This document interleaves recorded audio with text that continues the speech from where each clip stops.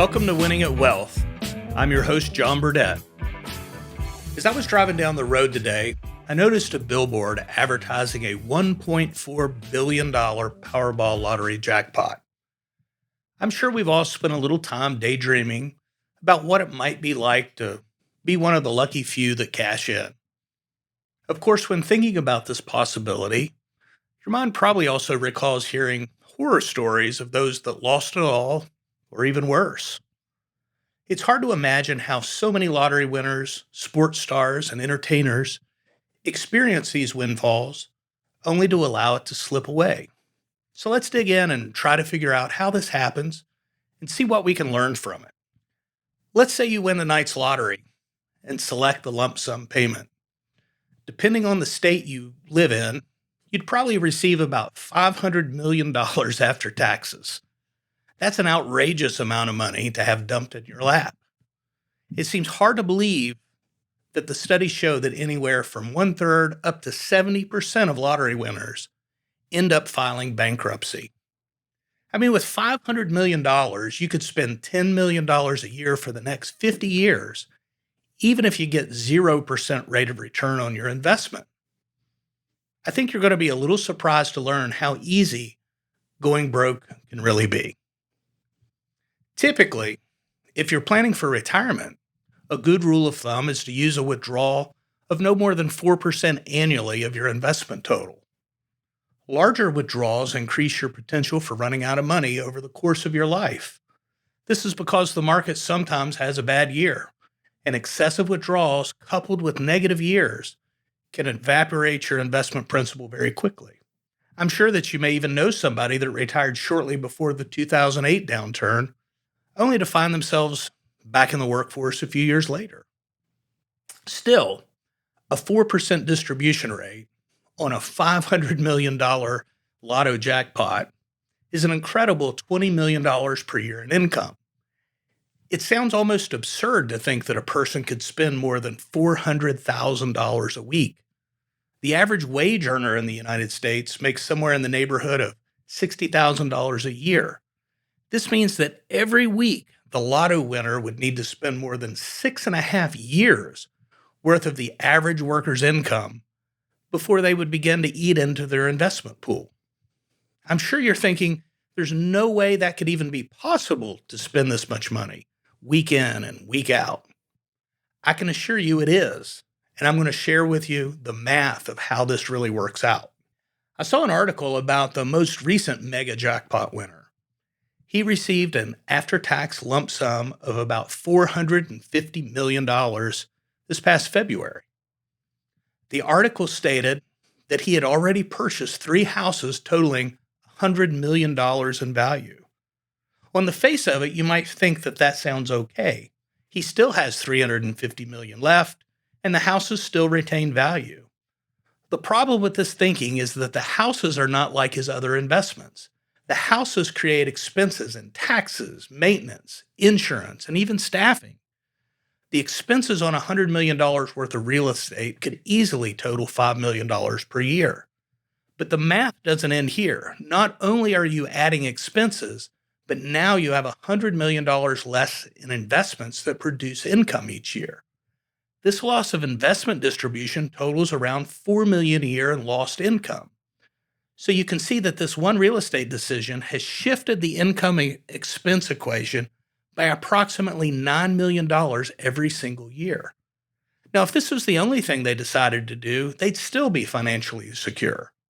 The problem is that you're probably going to want to fill up that 7-car garage that's attached to the fancy house. You'll also find when meeting your new neighbors that many of them are spending vacations flying on private planes, hopping the islands on the yacht, or any number of exotic high-end experiences. You might not fit in if you don't add a few of these pleasures to talk about at the next cocktail party. At this point, I'm sure you're realizing how a few decisions can create a financial house of cards waiting to collapse. As a financial advisor, I've worked with many people that have received windfalls, usually through settlements or inheritances.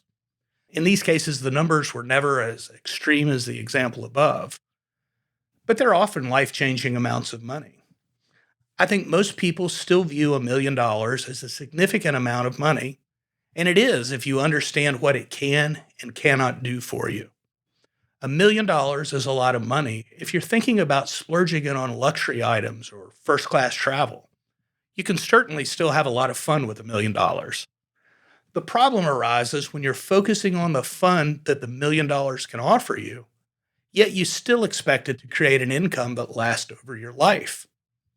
A 4% distribution rate on $1 million is only $40,000 a year. That amount, coupled with Social Security and maybe a pension, can certainly offer a comfortable retirement, but you won't be walking around needing a top hat and a cane. From that perspective, it's really hard to say that having $1 million makes you rich. Really, the problem that most people have that win the lottery or score a big sports contract is that the money comes fast. Usually people that find financial success get there on purpose by practicing sound money habits over long periods of time. When you think about it this way, it makes perfect sense that money would slip right through your hands if you don't know how it works or how to treat it. I'm fairly convinced if you took all the money in the world and divided it up equally, the majority of the same people would end up holding the wealth 5 years into the future. This is why it's so important to take a little bit of time and learn how to handle your money. As I've said on many other Winning at Wealth episodes, it doesn't matter how much money you make, the rules still apply. It's nearly impossible to out-earn poor money habits. The mistakes get multiplied when you're working with an extra zero or two. By following the Winning at Wealth steps, you'll be prepared whether you're fortunate enough to receive a windfall or if you're accumulating wealth like us regular folk.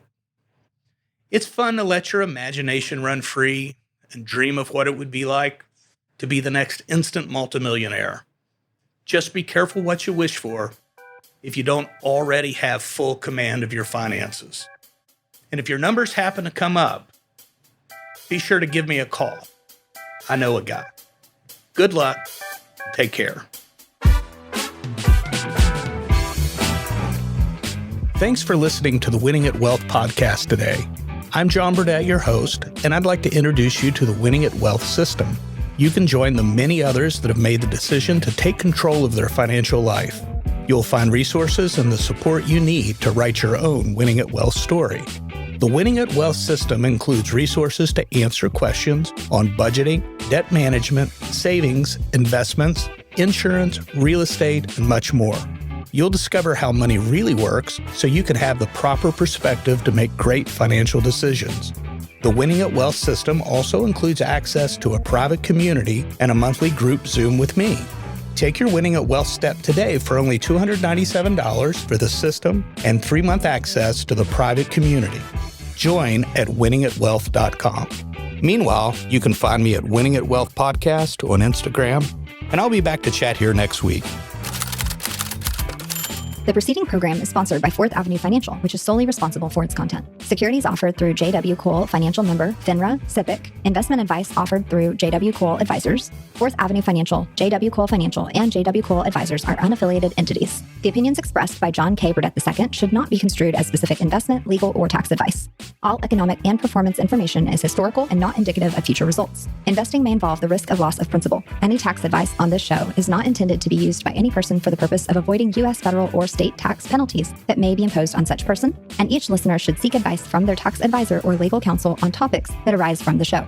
John K. Burdett II is not providing legal or tax advice. Nothing should be construed as a solicitation of an offer to buy securities.